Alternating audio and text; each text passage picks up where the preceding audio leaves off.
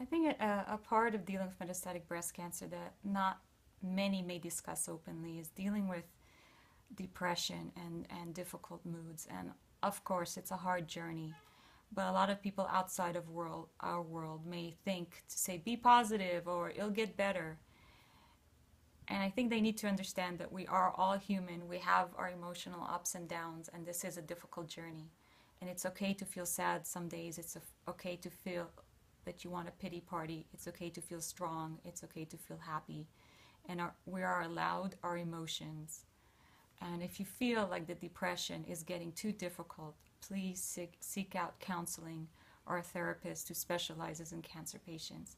Or if a support group works for you, whether one-on-one or in a group of people, please seek it out, or have a family member or friend or colleague or whoever in your life is close to you help you find somebody to help you feel better. You deserve to feel better.